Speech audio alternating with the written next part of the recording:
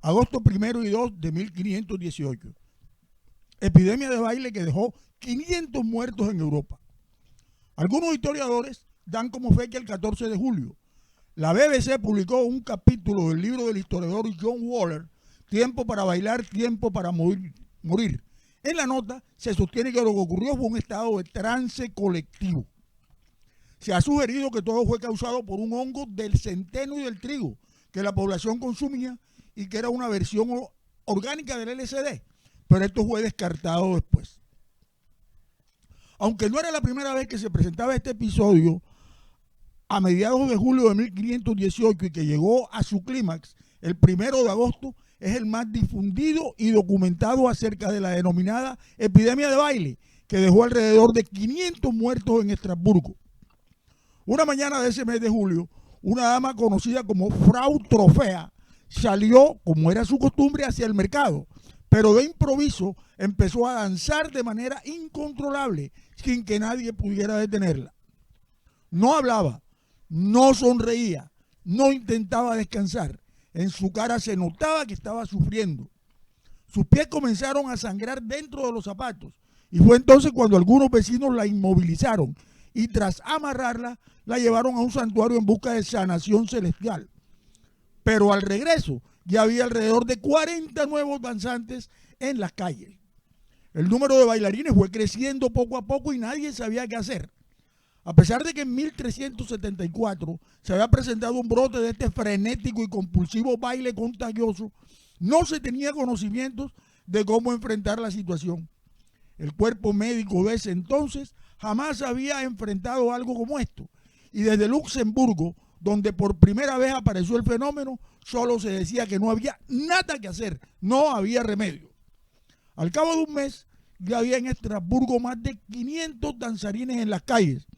Y los galenos determinaron que lo mejor era sacarlos de las calles. Y para ello colocaron una tarima en la que un grupo de músicos contratados para la ocasión interpretaban alegres melodías.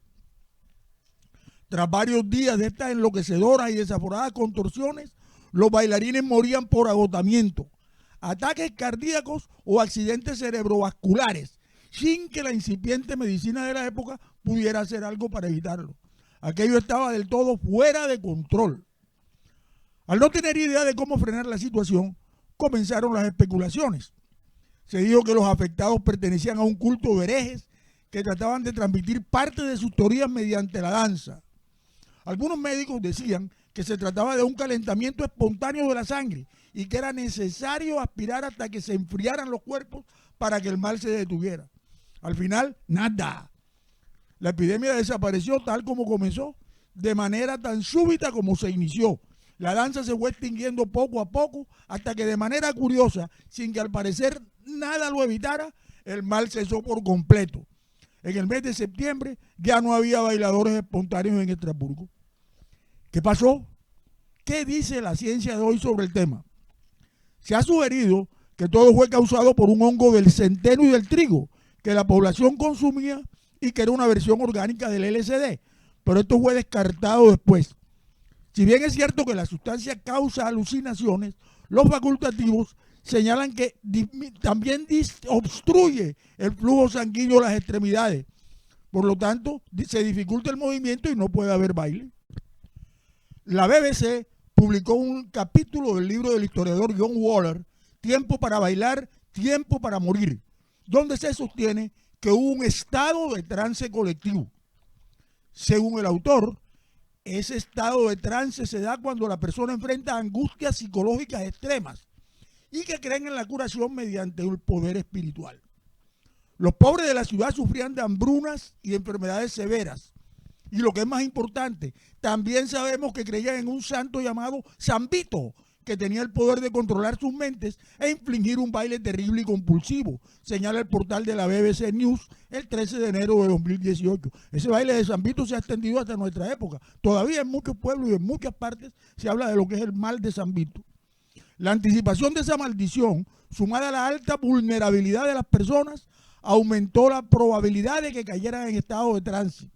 Y una vez en él, representaron el papel del maldito, bailando durante 10 días a la vez. Así que la epidemia, sostengo, fue el resultado de la desesperación y el temor piadoso, indica Waller en la BBC. Bueno, situaciones inexplicables en la historia de la humanidad, ¿cierto?